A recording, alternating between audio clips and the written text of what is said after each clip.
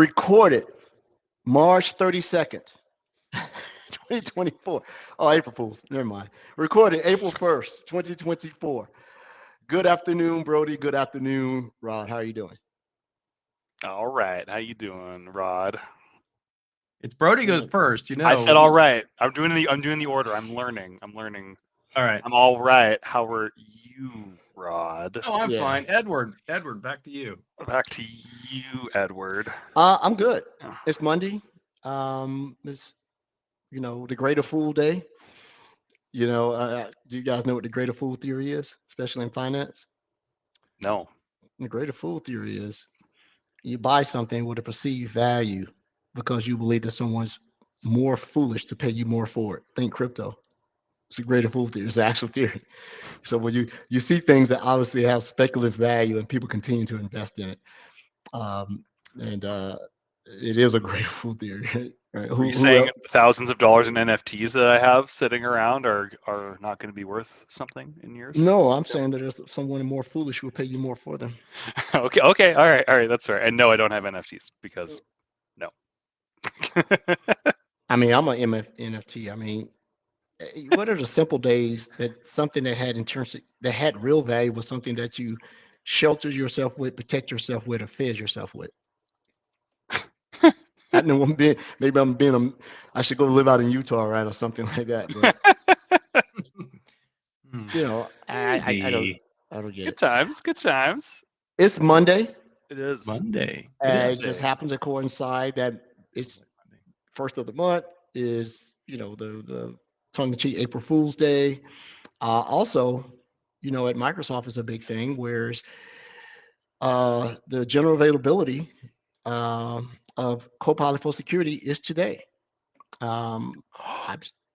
Is this an April Fool's Day joke, Edward? Now watch this. Why did Copilot for security launch on April 1st? I actually wasted an SU on this, by the way. There it is. The launch date of Copilot for security on April Fool's Day is purely coincidental. Oh. It was not a joke. And Copilot for security will tell you that. So that's pretty cool. But maybe it created a little bit more hype. Maybe people are like, oh, maybe. Are they lying? Is Microsoft playing the greatest joke of all time? Or is this it? Maybe it is April Fool's. Maybe. It's Monday. We're to our listeners, we have a very exciting guest that come on. It's going to help set the theme for the month. But a little bit of recap. Thanks to everyone that participated and supported us through our second annual Women in Cyber Month. It was outstanding. We will get the official numbers out. We wanted to trend a little bit more. We'll break it down individually by show and then all up, and we'll share it. It was absolutely a very knowledge sharing, eye-opening series of interviews, perspectives. Big shout out to our guests, Donna Abbey, Maria Young, Kate Proctor, Quizita Gaddett, Ray Wolfman, Jeannie Roth, Letitia Gamel, and Jolene Curry. There you go. Carew, yes. Mm-hmm. Thanks to all of you for coming on. We really, really appreciate sharing your perspectives. You're more than welcome to come on the show at any time that you want. We definitely need some guest co-hosts, and just a good time. So, in line of that, this is our second annual Partner Month, where we highlight partners. This year, we're putting a theme on it, whereas we chose a select number of partners out of a group, and we want to hear about how Copilot for security is going to influence, impact, change, alter, enhance, deprecate their security offering, particularly around their MSSP offering. So all of these partners have except for one, has a semblance of an MSSP. We should run a contest to see if people can figure out which of these is not the same. Which of these is not the same? One of these things is not like the other contest. Yeah. For April. You get to ask Michael J. Fox as part of the our emblem right there. By the way, put that back up, Rod, if you don't mind. That okay. All right. Up. I just love how we haven't figured out fingers yet for AI generated art. It's still a thing. We've got those are a little better. I think the dude's part alien, maybe. I'm not sure. Yeah, and the eye coming through the reflective. I mean, it's actually pretty good. Like how many Yeah. did you have to generate to get to that one? Sometimes I just throw prompts No, in there, that crap could be prompts, right. and then That could be right. He got his thumb behind his thing, and the pinky's behind here. What do you? And Okay, yeah, fine. I used a Yeah. picture of Edward to produce that. yeah, there you Yeah. go. See, All right. Yeah. or it could just be an alien creature that I really don't have. Yeah, Could be. My people gave Copilot to you. yeah, Yes. yeah. Copilot's here thanks to our Yeah. friends in the Yeah. sky. Yes. It's Monday. Didn't do anything over the weekend. Relax. Friday was good. No pun intended. And then the weekend was pretty decent. The weather was good. Didn't fun. study at all. Cleared my mind. So Frank, don't ask. Not a single time that I pick up the book. We'll visit that on the next show where my studies are. I actually got some real running in. And the weather's broken, and I can get back out in the heat. I love when the temperature is up. That's all. Didn't do anything. Yes. And Brody didn't do anything either other than ski because he's always skiing. Didn't ski this weekend. I had a LAN party with two of my closest friends and one coming in remotely. What did you play? We played Helldivers 2 for over 8 hours. It was Wow. It was quite the game. It's hilariously awesome. Yeah. We were gonna play something else, but then I thought it would get stale. We played that. It's outrageous. Yeah. PC game or a console game? It's a PC game. It might be on console. I don't know. I have a PC gamer. So yeah, it's hilarious. Yeah. I might get down and jump in some of this stuff. Have an official Microsoft Insight Security Twitch gaming channel, and we can play some games. Well, I mean, we have a Twitch channel. I mean, like we could go on there. Actually, you know what's coming up, or it's probably coming up. I think it's biannually. There is a what's it called? I forget, but there's a charity event where people like stream games and they raise money for children's hospitals across the world. And it's just at the tip of my tongue, but I can't remember the name of it right now. It would be cool if we did that. We could time it, and then because I know we've got a decently sized gaming community on our Discord channel who talk regularly. So, is there any way we could potentially do it for charity? Extra Life, that's what it's called. But yeah, well, it's for Extra Life. Yeah, Extra Life. You get to pick the charitable organization, or I picked like the children's hospital, the local children's hospital here. But I think you can pick organizations and not hospitals as well. Pick what you want or something. Yeah, exactly. You pick whatever you want, and it can be by the individual. So when's Extra Life happening again? Because that would be cool. Yeah. Or we can just do it bootleg and say, hey, if you guys are going to play within our channel, we're going to charge 50 cents a minute. Every minute you're in the gaming, we'll take 100% of the proceeds. Those are we'll charge by SCU, security. By SCU. Come in and feel the burn, baby. SCU burn. No. I got in trouble for that one. Yeah. Wrapping up, and then on Sunday, I got buddies. We went to the driving range, the virtual driving range, because there's still snow on the ground here. We had a late snow, and then that was basically the weekend. I had a nice long weekend. We have a long weekend every month because Canada's way better than the U.S. So it was a great long weekend. Had a great time. Rod, what about you? What's new with you? What is new with me? Everybody knows, well, at least that have been here in the recent weeks, that I have a new granddaughter. So my two grandkids, wife and I, we spent almost the entire weekend over there. So that was great. And nice. I'll have to share that picture later.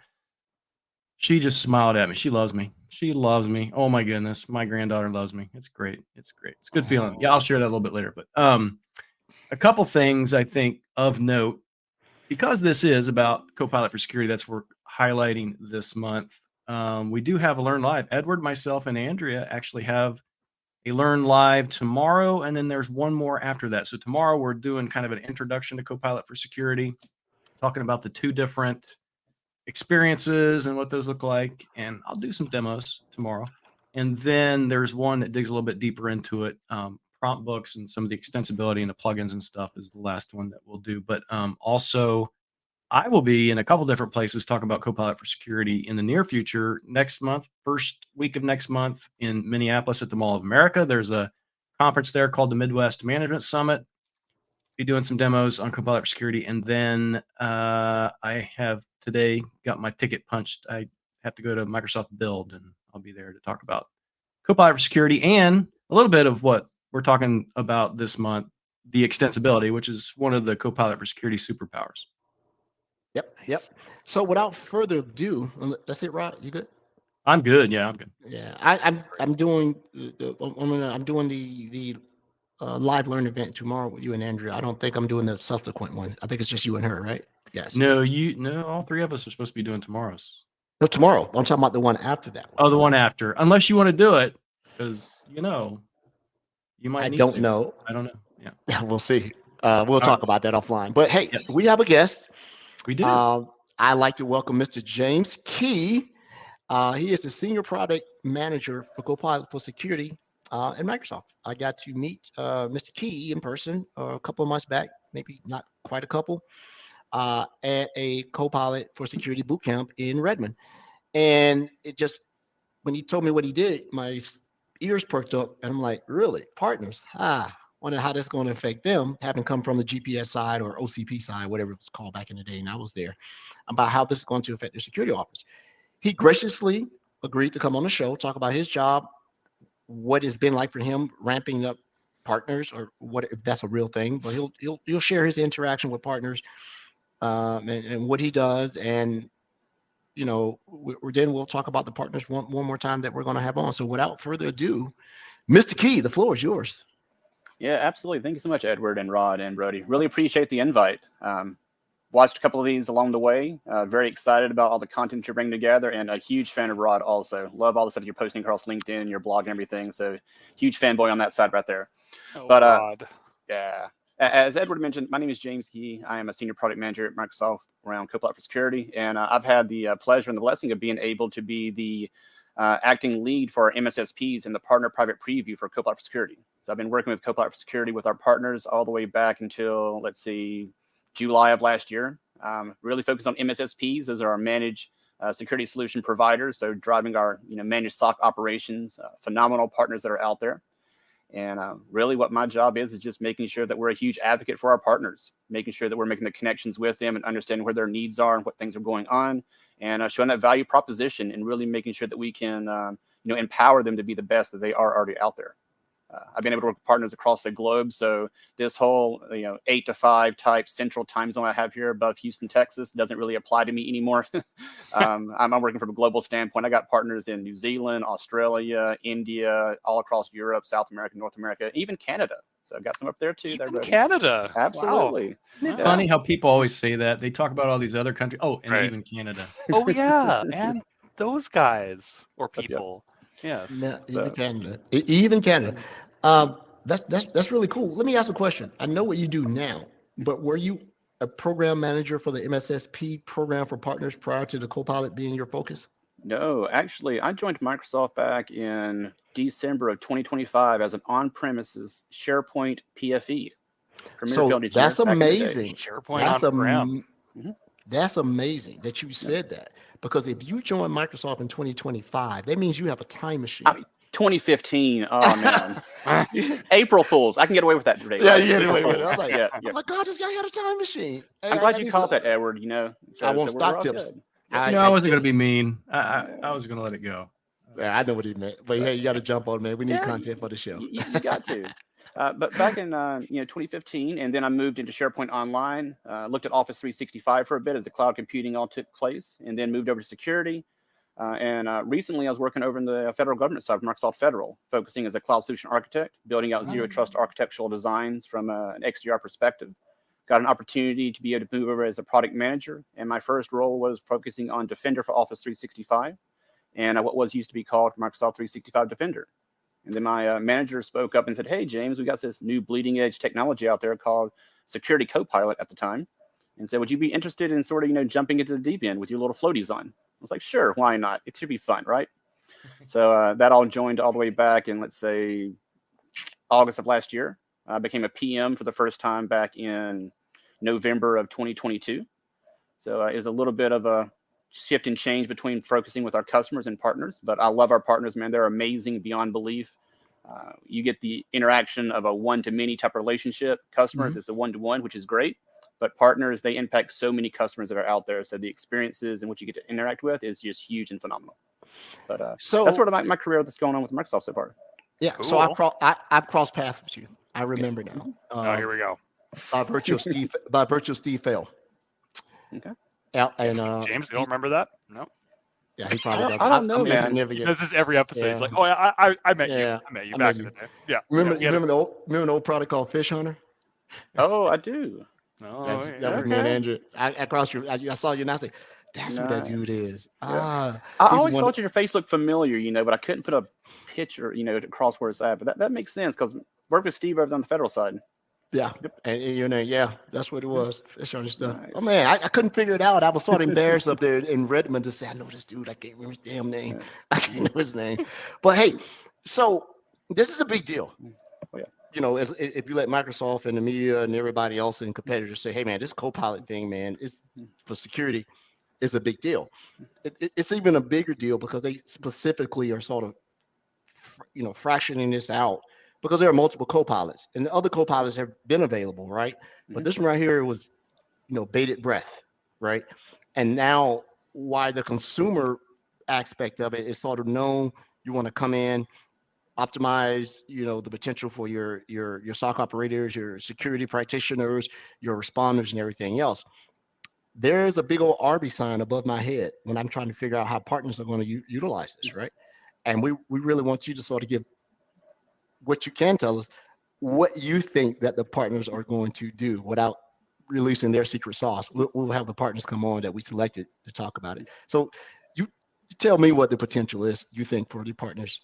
Absolutely. I think Copilot for Security is like opening Pandora's box. The sky's the limit. There's a lot of use cases across the board. And one of the biggest things that I think is a big misconception or something that we put a lot of emphasis on because it was the beginning of Copilot for Security was around the SOC analyst.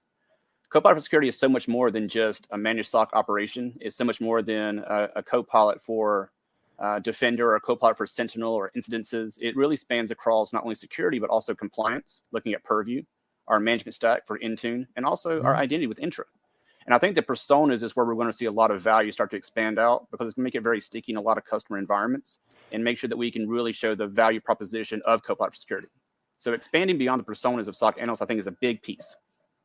I love how it's integrated across the portals. Absolutely. I haven't had that in my lab yet. Maybe through you, I can get that activated in my lab. But I just think that you don't have to go somewhere to only work with it in a particular area. When activated, and correct me if I'm wrong, it's a part of your day to day, and it's there with you regardless. And I think that's a really interesting way of making sure that it's available, accessible. It's not another portal you have to go to, that type of thing. I just like that decision. I think there's some UI changes in some of these portals that have to be adjusted because we're losing screen presence now with all of these panes and blades that are popping up. But I love that. I love that it's always along the ride with you, kind of like a Copilot. Yeah. Absolutely. And I think that it's very important to show the emphasis there, Brody, because we show a lot of focus when it comes to the standalone portal experience, which is definitely going to be a driving force for our managed SOC providers because it's going to give their command center approach. But the embedded experience is really the day-to-day lives of individuals and the customers and where they're focusing, where their safe place is, whether it's speaking natural language to build out a configuration profile for Intune versus having to go through like 15,000 settings, or moving over to Microsoft Purview and saying, hey, create me out this keyword query language for e-discovery. I don't know the syntax for it. Or even, moving over into entrance and, help me analyze these risky users. What conditional access policies do they have in play? What's hitting here and there? It's just so much opportunities across the board to meet them where they're at. And our partners going to be to influence that even further. Edward, you were mentioned about, how are we looking at partners being able to, really help our customers and really, show their value propositions? A couple of ways. Number one is custom prompt books. Custom prompt books are going to allow us to do a couple of things. Number one, it's going to allow us to bring the wisdom that our MSSPs bring into the mix. Copilot for Security, amazing bringing knowledge, but knowledge isn't very useful unless you know how to, practically use it and how to, apply that knowledge. That's where the wisdom of our MSSPs come into play, and being able to take those custom prompt books and create standardized and, sort of proven over time processes when it comes to tier 1 strategy, tier 2 strategies, handoffs. Not only is it going to be important for that fact, but also it's going to help us be able to sort of tame this metric of these, computing units that exist. We want to get the most out of our computing units. So if we have our expertise, talent, be able to create custom prompt books and allow our lesser experienced, maybe tier 1 and junior analysts run the prompt books, we know we have a derived outcome that's going to be correct every single time. And it's going to optimize our computing units where we're not just fumbling around putting up, low quality prompts. So custom prompt books are going to be huge. Well, and one of the things that I saw today, which I was kind of expecting actually 2 weeks from now, but it released as part of GA, I thought was super interesting because this is going to help MSPs, because MSPs have this awesome knowledge because they work with all of these different customers, the ability to use either Azure Search Index or import your own files, your own knowledge bases, Absolutely. which I thought was super cool. Yeah, the knowledge base functionality, I think, is going to be a game changer for MSSPs. It's going to allow you to be able to create a repository, as you mentioned, over in the Azure AI Search, or upload individual documents and have it be able to reason across that context and be able to bring that into the responses. And that could right there could be ultimately knowledge base FAQ information that the MSSP is bringing themselves. It could be things that's very unique to the individual customer around privacy documentations, around how-to guides, around proprietary things that could be around business organizational structure. Having that context there makes Copilot for Security much more individualized and helps us be able to strategically align those areas. So it's not only just the MSSPs being able to infuse their wisdom into the equation of the rationality of those reasoning pieces, but also bring what the customer has also. That's why I think a lot of times it's that better together story with our MSSPs and our customers, really showing that, yes, the customer is purchasing this. Yes, they are having to provision this. But our MSSPs are not only benefiting from it, they're able to take all this wealth of wisdom that they've built over the industry for many, many years and bring it into their environment so that they can be able to consume that. It's almost like giving a portion of their IP into the situation and making sure that they do know that, these are the best recommendations. These are the guided responses. These are the ways to move forward with this. So we can reduce the time to response, helping to ultimately affect, how we handle these incidences in general. So knowledge bases, prompt books, huge. So will the offerings that the partners bring to the table be available in Marketplace? Absolutely. So right now we do have quite a few partners. Some of them that are going to be part of this, month of partners that actually do have some active out there in the Azure Marketplace and some of the consulting services. We are looking to bring about a true, actual Copilot for Security marketplace. It's going to be, very unique to it. Not there. Going to be a post-GA functionality, but it's going to help to differentiate there. But right now, a lot of the services that our partners are really striving towards and really being able to monetize is around the consulting services. As you can imagine, just like Microsoft Sentinel, Copilot for Security is only as good as what it can reach into. So the plugins are critical. The plugins are only as good as the services that are enabled. So enabling Defender XDR, enabling Sentinel, enabling Intune and Intra, and these third-party pieces we've been seeing coming out here recently when we have, Netscope and Tanium, looking at ServiceNow and Splunk. The more connectiveness that is there, the more it can rationalize around those responses. But it can only do that if they're enabled. So the enablement of the services is critical. We're going to see that just like we did with the connectors over in Sentinel, and just like we saw with Defender XDR when it came to the Defender stack. Okay. Makes sense. Coming from the partner side, and I always have loved that about how the ingenuity and innovation comes from that particular aspect of the ecosystem. I'm going to ask a basic question here, and then I'm going to ask the same question to each one of the partners here. If this is a plugin, a plug-in type of world, well, the value, the effectiveness, the efficiency is going to be based on the plugins that you have. What is to prevent, and maybe because I don't understand the intricacies of how Copilot integrates from a customer to a partner, what is to prevent plug-in sprawl? Meaning, if I'm a customer, and I may be a customer of partner A, but if partner B is also a Copilot security partner, can I buy a plugin from him, buy a plugin from him, buy a plugin from her? Can I go out and just use any partner I want and just use whatever their plugins? Is that possible, or are you going to be locked into a partner? No, absolutely. So, technically, anyone can create a plugin, put it up there on a OneDrive, G Drive, GitHub, wherever they want to put it. They can put the plugin up there as a file. You can download it and you can import it in, and you can start using it. The problem with that is that just like with anything else that you download from an unverified source, plugins could be malicious. Plugins could do things that you may not want it to do. Think about it when it comes to like user consents with these OAuth app permissions, Defender for Cloud Apps. If you click on that accept thing, you're accepting it to do what it's designed to do. even if you don't know what it does. So I think a lot of this is going to come down to the quality and verification of these plugins, getting them from reliable sources, and making sure that we have an understanding that, the plugin is going to do what it's designed to do. And it's also going to be coming around the quality. Quality is going to be a critical thing around these computing units. If you get a low quality app that fumbles, that is effectively designed from a programming standpoint, it's going to do just like an app. If you go to the Google Play Store, the iTunes Store, you download a bad app, like a 1-star, and it's spinning and toggling, and it's low efficiency, it's jumbling over itself. You don't have to worry about that from an app perspective.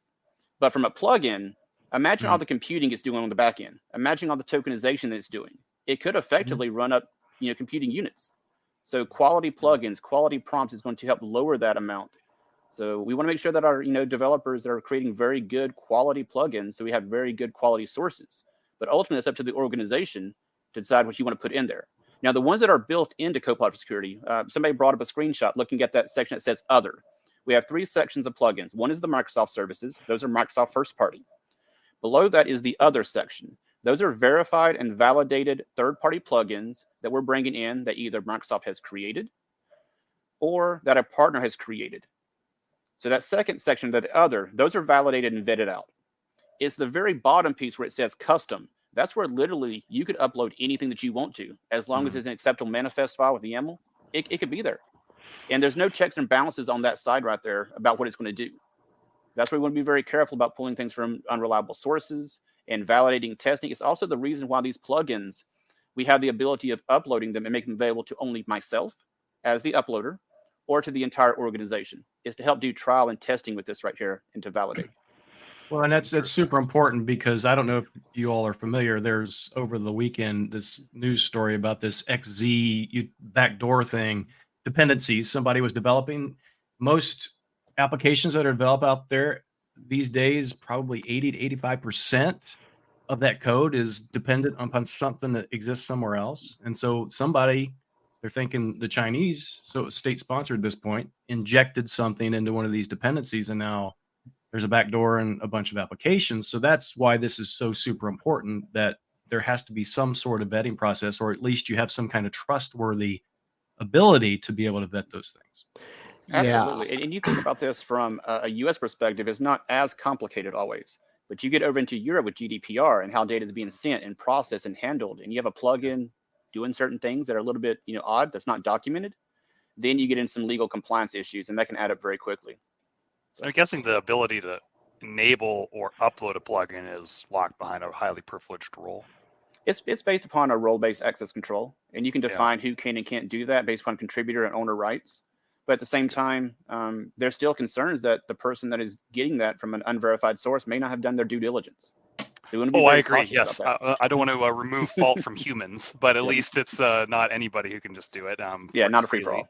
Yeah, how people get with as soon as they can install things, they're like, oh yeah, like my Teams channel, I can install a bunch of stuff. Okay, that's interesting. I wonder if Defender for API has a play here at one point in scanning the plugin that you decide to integrate with your tenant. Like, that's a big deal.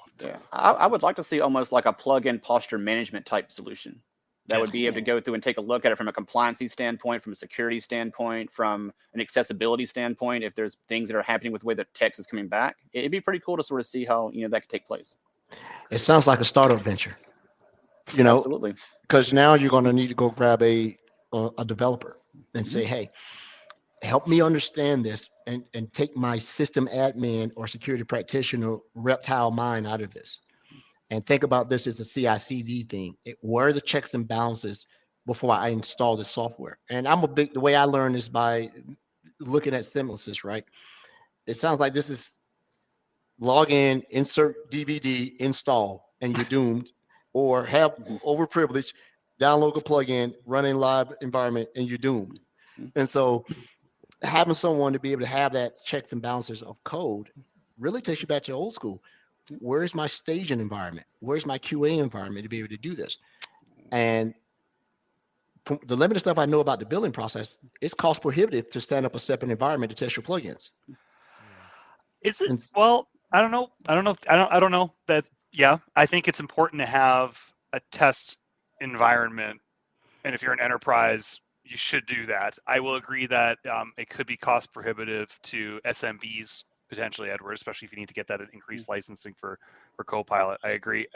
That's a good one, Edward. That's a good point. I mean, you want a pre-prod environment to test these things in, but Well, yeah, cost has to be a factor. Well, I guess there's no cost of licensing, a by the breach is way. higher than cost of preventative measures and There's cost no of licensing, testing. by the way. Stop using that word. What's that? No licensing. Excuse me. It's consumption. Consumption units. Yeah. Pardon me. One thing I want to propose, and this is something I'm bringing up to Microsoft team and everything. So hopefully, when it does come about, they don't come back and be like, "Well, you sort of spoiled everything," because it's not even thought about right now. But I would love to see something almost like a simulator that allows you to be able to simulate prompts or to be able to simulate type plugin activity that doesn't cost you these computing units, but it gives you sort of an estimation. I mean, I run a laser business, my wife also, with our crafting business and so forth. And inside those tools, it gives you like an estimator that says, this is how long it's going to take you to do this laser engraving. Then it gives me an idea how much it's going to cost me to do this. And I can sort of, estimate out if it's worth my time or not. If it could do something like that around the tokenization aspect, I mean, I think that'd be, it won't be spot on and perfect, but at least it'd give you some kind of a ballpark to say, hey, this is what it's going to cost to do this. Well, Love that. your partners who have a developer, set of chops have huge amount of potential because their mind is going to figure out how to create a test but verify environment. Oh, yeah. Whereas, once again, another business venture, right? Mhm. Can you find someone that can come in and do security validations of your plugins, or like in PowerShell and a bunch of other languages, if you're doing straight coding, that has a what if, Yes. a what if switch. Conditional access has that built into Intra.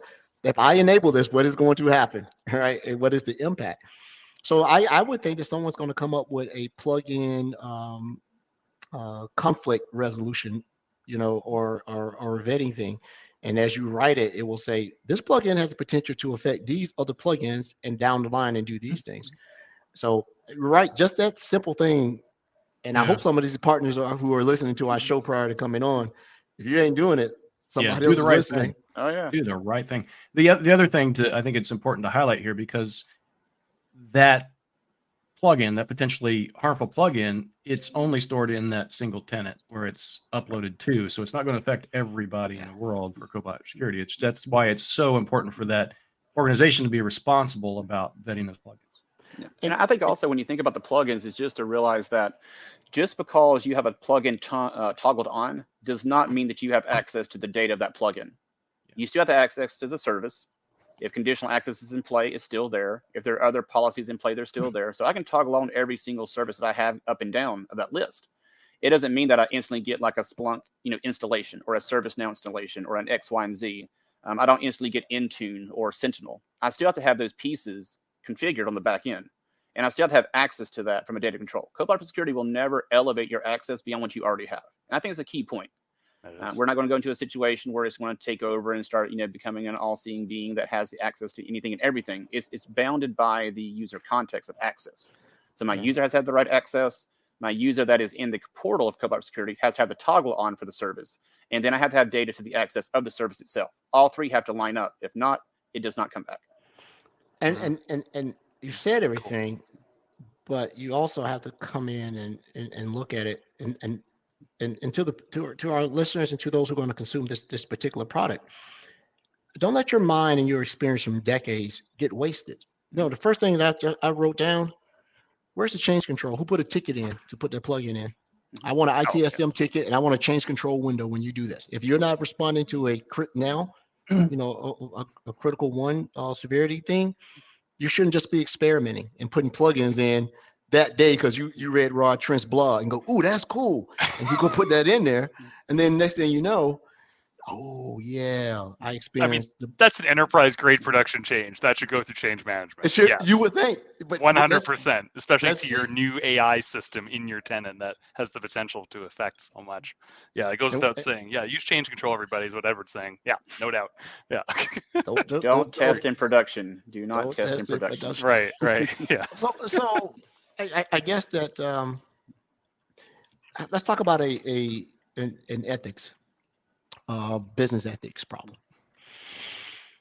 I'm just going to be limited. I don't know what the access is to the back end, the microservices that run it, but it seems to be, once again, those who have can consume as much as they want, right? When money is no object, like here's a blank check. Is there going to be any constraints about how many? If I wanted to come in and buy one What if I had a hair in my ass and I had money in my pocket and say, you I'm know sure what? you do.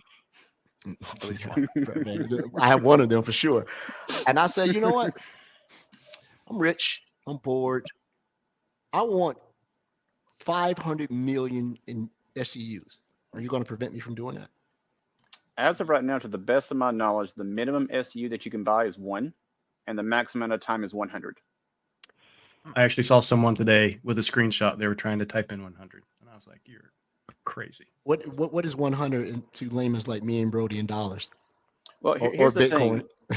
thing. I think the computing unit is going to be very difficult to be able to quantify from a definitive perspective. And let me explain this in a couple of ways. Number one, imagine if I create a prompt that says, "What devices have malware?" Okay, that's a pretty strategic, straightforward type prompt. It's a pretty high quality one. There's not a lot of ambiguity to it. Now, if I have another person that does a prompt that says, "Hey, Copilot for security, what devices out there in my environment do they have malware that I should be concerned about?" That right there has a lot of filler words. It's a lot of context that's not really needed, and it's going to be tokenized. And over time, if you do that at a force multiplier of a lot, it's going to add up. Likewise, if you go over and get a plugin, and that plugin is a low quality plugin, it's one that's tinkering around, it's doing all this kind of other stuff on the back end, it's fumbling over itself because it was, inaccurately developed. Somebody watched a YouTube video and didn't know how to develop in code, and they just put something together. It's like a 1-star app. It's going to use up a lot more computing units. Yeah. Also, if you go in and you take a look at Copilot for security, and you have a toggle on for Defender XDR and also for Intune, and I say, what devices out there have malware? Well, we have a conflict here, because Defender XDR with Defender for Endpoint is going to be able to give me one thing, and then Intune is going to tell me something different on the configuration, the policies of it. Mm-hmm. The more plugins I have enabled, the more I have to rationalize around from an orchestration and judging, the more computing it's going to use. So if you combine all three of those things together, it's going to be very difficult to get a definitive answer about what you're going to get out of it. Now, what we can do is we can sort of t-shirt size things a little bit and say that, if you do these certain activities, you can anticipate to be a low usage customer and you'll end up using, this amount. A medium and a high usage, you'll do this amount. So it's going to be a figurative amount with a huge asterisk beside it. But I think it's going to be very hard to definitively define that, because then imagine if you take a script. It's a script of 4 lines, and then I have a script with 1,000 lines. I do script analysis. It's different. A file with 1 page versus 1,000 pages. Even though it's the same action. Yeah, exactly. It's going to be really hard, but I think a lot of it's going to come down to purchasing a couple of these computing units, testing with it, playing with it, seeing what it looks like, and then multiplying that over the quantity that you're going to be looking at from a day perspective or hourly perspective. It'll give you a little bit of a ballpark. Note that there will be spikes whenever there's situations that, you're going through a couple of hours and nothing is happening. Then all of a sudden a customer has ransomware and it's all hands on deck and we start spiking. We have a surge type situation. Right. It's going to be a lot different than anything else that has been done ever from Microsoft perspective, even beyond Sentinel, because Sentinel is still a definitive, ingestion approach of consumption.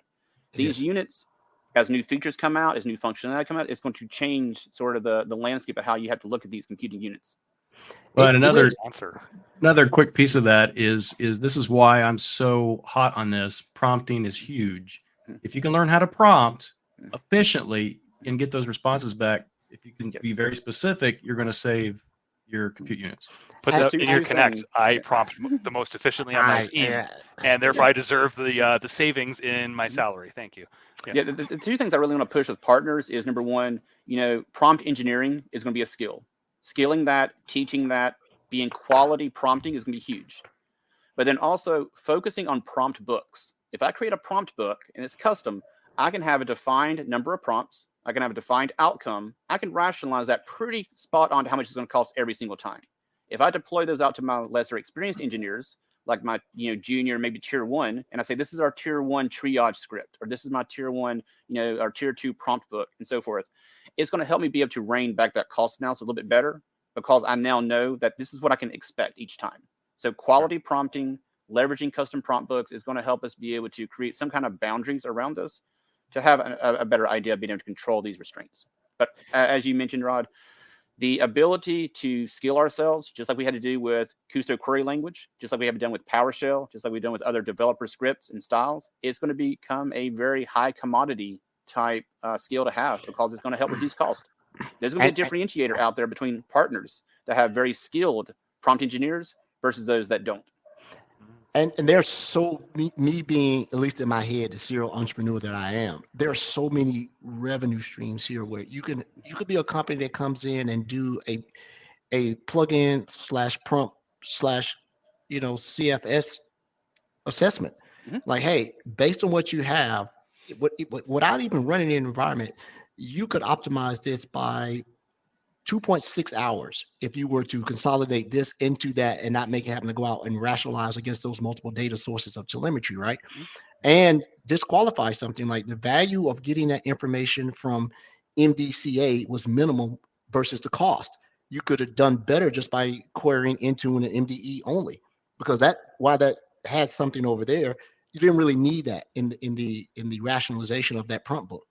And I wrote it down. That's the thing. This is the first time I've heard this. Prompt engineering, right, could be a skill. And then prompt book creation and quality control of the prompt books. And I wrote skill, and somewhere along this, automations have to come in. You're not going to be able to rely on humans to get it to this more optimal thing. You're going to have to write a prompt book that checks the prompt books to be able to do it, right? No, 100% agree. And I think, that ability of being able to become a prompt engineer and to be very skilled in that is going to be critical. You're going to see that pop up as a skill on LinkedIn. You're going to see a lot of people, flagging that, for their job resumes because it's going to be. I'm putting it on mine. You're right. I'm a prompt engineer.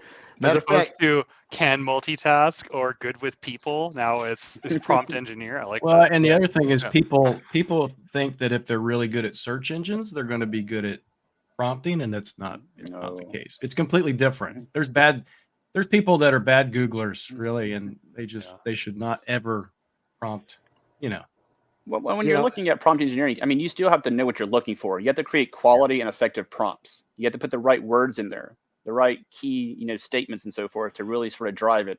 It's sort of like when you're using like AI generation and stuff. If you're very specific with it, you get a pretty good response. You're very vague because you don't have that sort of wisdom and, expertise in that field. You're going to get some really wonky looking images. That's why I'm a big advocate that, Copilot for Security is a wealth of knowledge. It brings you so much knowledge to your fingertips across many different analysts. But wisdom is what you have to have in order to make this practically work appropriately. And that's what our MSSPs bring. That's what our internal SOCs bring for teams and organizations that don't have a managed SOC. You got to keep that. You do not want, and this is something I posted on my LinkedIn, and I want to reiterate it. Don't let Copilot for Security be an excuse to reduce your reliance on your expertise. Your expertise is needed. This is an augmentation tool. It's not a replacement tool. It's Copilot for a reason. We're not adding a bunch of pilots out there. You need to have the expertise to be able to guide things successfully from a real-world practical standpoint that can make those judgment decisions. Please do not let this be a replacement or a excuse to reduce your reliance on your expertise. They're your wisdom. Got to be there. So we have a few questions in that, and one of them is coming from Noodle. Big shout out to the Noodle Man. Noodle. When is Copilot app? And something just made my screen jump. What happened? When is the Copilot app for Mac OS coming? I'm being forced to use Gemini. I don't know if that's Copilot for Security, is it? I think Noodle's just goofing. Gemini, yeah. You know what? Don't read any of Noodle's questions ever again. Yeah, it'd be interesting to have a Copilot for Security app. Ready to use Gemini, and everybody's saying the iPhone's going to be racist. So that would be cool. So I'm my head's still spinning about the potential of being able to go in and do some of these auxiliary services that had nothing to do with writing prompt books, right? Everything from validation of it, prompt book editing for folks, and now you have to figure out. I see a clear differentiator of partners. If I got one partner that can get me to the absolutely acceptable answer, and their prompt book got me there 30 seconds faster than yours, then I'm 30 seconds faster than you. If I'm getting the same fidelity of the answer. And I'm also thinking from a traditional MSSP, because I sort of come from that environment also, think about how, and this is layman's work, but think about all the resolved instances that you've had in the past that you know the answer to, right? This was the definitive answer, either false positive, true positive, whatever your resolution may be, and working that backwards to say, to get to that answer of this particular solution, I did this. I'm thinking I can take that answer and work backwards and write the prompt book, like what got me there. Now, I don't think it'll be easy, because but it also goes about the quality of how someone closed that. Like, if you just have a thing and you put false positive close, there's nothing useful about that. You didn't tell what you went and did, how you did it, how did you investigate it, and they gave you to that conclusion. Now, if you have an expert service like Defender Experts for hunting and XDR, Is this an ad? Is this long-winded question an ad? Yeah. Yeah. no, Like, it's it not sounds an like an ad. ad. No, Yeah, but it's not okay. an ad. I had to throw it in there. But I'm thinking, oh my God, you can just go back and use the history of how you resolve something and maybe help that influence the way you write the prompts. You know, if someone has very definitive things, I did this, that, I looked at this, I went to this, I looked at this IP address, and maybe I'm pie in the sky. I'm not as knowledgeable on this stuff as Rod is, but now I'm super interested. No, I love that, honestly. I love that forward thinking about sort of reverse engineering the prompt book off of the incidences. What I'm also curious about, because I never thought about this right here. You gave me an idea, Edward. I don't get too many of those always, but I got a really good one now. He's good at that. Yeah. Think about this. So with Defender XDR, you have 180 days worth of incidences, right? Compiled back. Sentinel gives you even more than that. Over 180 days, maybe something has changed about a more effective way of doing something. What if you use Copilot for Security to go back to those very first 180-day type incidences, and you ask it, what could I have done better? What could I have done that now is available that may not have existed back then, and be able to further prevent those things in the future? That may be a really interesting way of looking at those post-mortem type situations, and then further, enhancing your overall SOC operations because of new advancements. It also shows you the value that potentially that Microsoft is bringing from point A to point B to say, hey, this is how we defended about it then. Now this is how we defend about it now. So yeah, and your responses are not static. Like you're learning from yourself, which you should be doing anyway in security operations. But then, yeah, you're also taking advantage of the latest and greatest. So you're consistently re-reviewing. That's really smart. But if you want to build better efficiency, you don't want to approach it from a biased perspective. And co-pilots or assistants are essentially a different point of view, or someone that comes alongside to help. So I get what Edward's saying, but I'm kind of hesitant to kind of do the reverse engineering. I'm thinking, tell me what I did wrong, or tell me how to do this better next time. I don't, because I know my environment. I know that this CEO he's always going to click on just the weirdest thing. But Copilot for Security I may miss something that somebody else did because I've got that guy profiled. I know he's clicked on something. It's got to be him. But Copilot for Security is going to enable me not to miss that other thing because I was so focused on that person. So I'm approaching it from an unbiased. Getting better, and it's subjective, right? You have to have a unit of measurement that defines better. If you ultimately come to the right answer, and I think I still think it has value to reverse engineering it. But I have some other ideas we won't put on the show. I'm not giving ideas to the partners that are listening. If you want some more ideas, shout out. I'll send you my cash out. Reach out Edward directly. Can I ask? I want to switch gears to a slightly separate track, if you don't mind. Around who can access Copilot for Security. So Rod threw out something in the chat I thought was interesting. He said that everybody has contributor by default for Copilot. And I wasn't sure if you meant Copilot for Security or M365 Copilot, like Productivity Copilot. Can you talk about the role-based access control model for Copilot for Security, what that looks like, and how granular we can get? Yeah, absolutely. And it's one thing that we're pushing out to all of our partners, make sure that they're aware that they do need to go in and make that adjustment because the contributor role is a little bit too permissive for the entire organization, as you can imagine. It comes back to the ability of being able to enable the embedded services. All the embedded instances require access to Copilot for Security to some degree in order for those to show up. So therefore, that contributor access has to be there, and blanketing it is an easier way than having to go in there and manually do every single one or group base it. So again, not the best way to approach, but it's the way that we decide to go with it. As far as the role-based access controls, in the beginning, it was all about Microsoft Intra ID groups, and it's very broad: security operator, security reader, security administrator, global admins. We're almost treating Copilot for Security like a workspace now. We're creating a owner and a contributor. That way that we can sort of break things down a little bit further. I do think there is improvements when it comes to more granularity, because some of the controls like data privacy and security is available at both levels, which it shouldn't be, and some of the other pieces. So I think there's a way of being able to break it in a little bit further as we move forward, particularly around some of the areas that may be a little bit more consumption-based, like file analysis, knowledge bases, and so forth. I think those need to be a little more strategically done. But it's a good step in the right direction, getting away from those more broader permission roles over inside of Microsoft Intra. But there definitely are some out there. And we did a really good job. I don't know, Rod, if you can go ahead and post that on there. But if you go into the Microsoft Learn documentation, on the left-hand side, there's a section over there about getting started with Copilot for Security. And there's an area called Authentication. In there, we do a pretty good job breaking down how it looks from a owner and contributor role perspective and giving you an idea what you get there and what you don't get there. Now, again, it's not the best in the world. Like this right here, that's sort of giving you the idea of what those individual pieces are. Now, there's concern factors here in my side, like specifically when you start looking at things around, sharing feedback options and so forth, and looking at some of the other pieces. I think that there needs to be a way of being able to allow others to do certain things and, sort of segment that. But that's a good approach at GA. It's better than the Microsoft Intra IDs that we had in the beginning. Well, we don't want to be. At a minimum, it's got its own RBAC model, which is better. Yes. It's better than using the built-in roles, because then you'd have to do a re-review of everybody's roles anyway. Can you make a custom role, or is it only those two right now? Okay, I imagine that's coming. They did that in the Defender for Endpoint console. They had that RBAC structure, but then they also had the ability for you to create a custom, and you had check boxes, and you could a la carte. If you made something similar to like Azure RBAC, where you could make custom roles and you could really get fine grain and just push the customization back to the customers to be able to have them make the decisions, I think that would be a really key improvement that we should look at in the near term. Yeah, and they've already done that a little bit with the unified RBAC controls or with Defender XDR across our Defender stack and so forth. So I think bringing it over to the Copilot side would be too much of a lift. It's just figuring out which roles out there are the primary ones, and what that target audience looks like, and then what they need to have access to. I think we need a little bit more research into that with our partners and our customers, and then be able to build that out.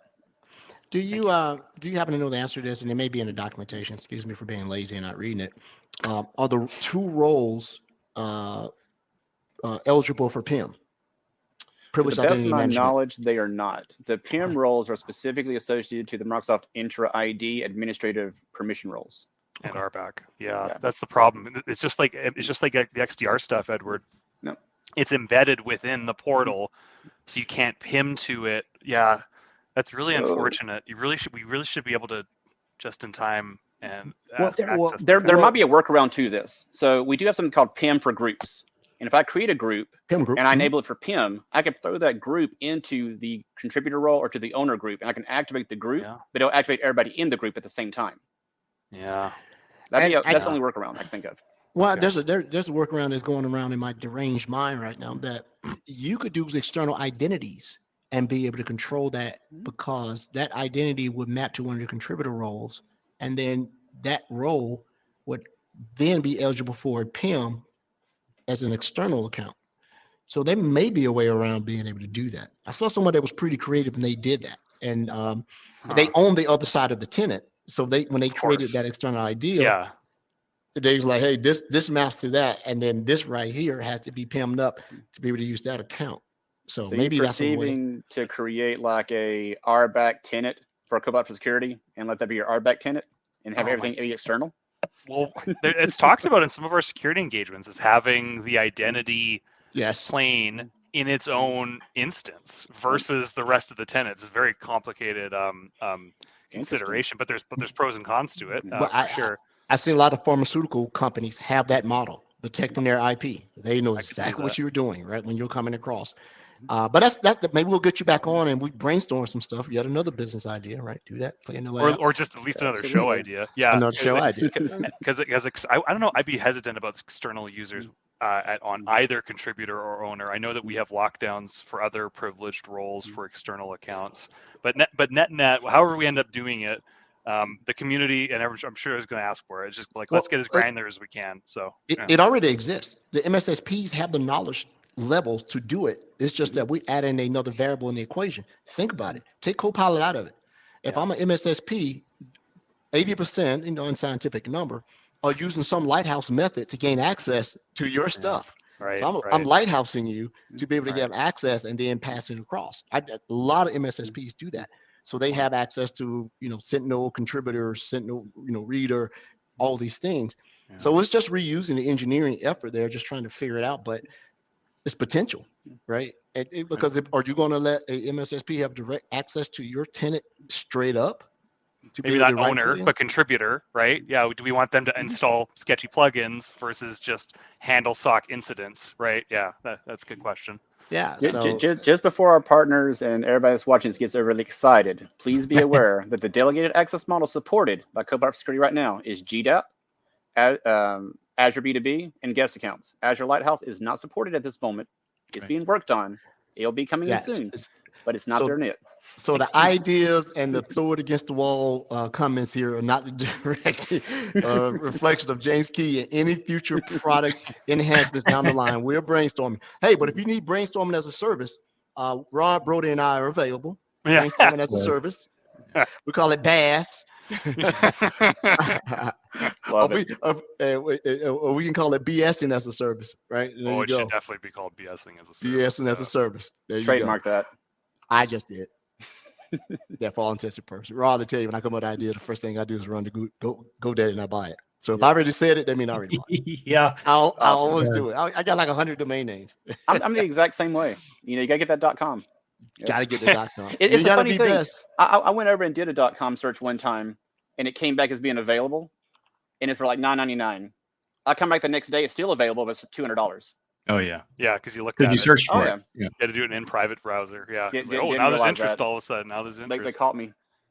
Hey James, as we're yeah, like I'm not worried about wrapping up at the top of the hour. If you don't, do you have a thing, James? Can you stay on for a second? Or you got to go.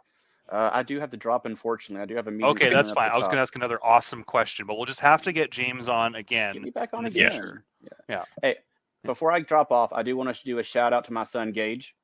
He's 10 years Gage. old. Phenomenal kid. Loves basketball. Loves computer programming. Goes to Code Ninjas. He's going to be my retirement fund when I get old and everything. So future Microsoft E. But I want to give a shout out to him so all of his friends can come on here and watch it and say that, hey, Dad works at Microsoft. Got a shout out. Okay. Does he also read my blogs? He has not yet, but I'm going to get him over there and start doing that. I think All there's right. a lot of lessons learned there. Absolutely. All right. Plus one for Rod. Hi, Gage. Your dad's cool. Yeah, he is. Happy birthday. 10 years Hey, old. thanks for coming on. If you like, we can stay on for a couple, but we really appreciate you taking the time. Let's definitely get you on again in the future. Absolutely. Thank you so much for having me. Been a blast. No problem. Yep. Take care. Have a great night.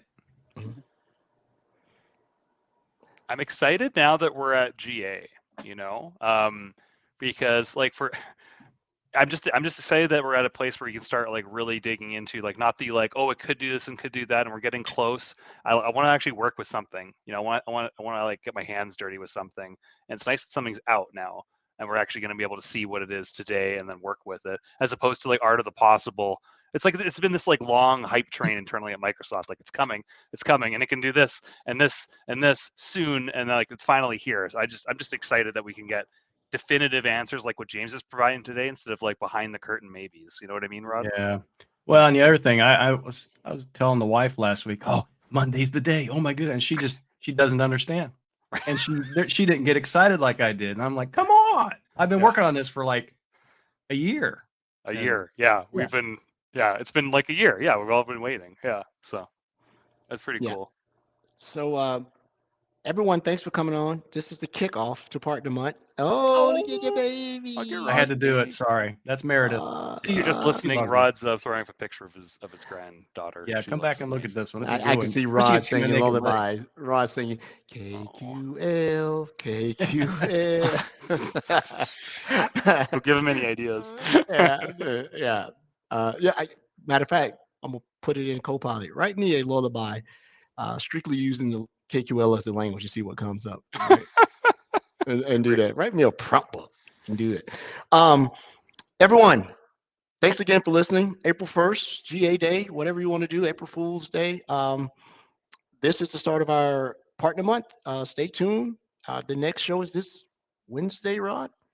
It's Wednesday with, let's pop that schedule up so people have it, with Tanium. Tanium's been on before with some Sentinel stuff. We will be talking, and I'm not gonna hide this. It's not a secret. Tanium is the one that's different from the rest. All the rest are MSPs. Tanium is the ISV. So we'll talk to them on Wednesday. It'll be kind of cool. And we're gonna have some interesting partners. So stay tuned. Oh, one other thing, not to confuse anyone, we'll say it every show. While we are having some extended coverage this month for Partner Month, and we're broadcasting on Monday, and Wednesday, effective, the Microsoft Security Insights podcast, whatever, is a Monday show. We are moving our weekly show from Wednesday to Mondays. I know this month's a little bit confusing because we have 2 shows a couple of weeks out this month, but going forward, we will be doing shows on Monday at 5 o'clock Eastern Standard Time. Yep, the live show. Yep. And May will be the month that we do Mondays, right? It may be the month, yeah. May be the month. May be the month. We'll see. Put that in the front book and smoke it. There you go. Everyone,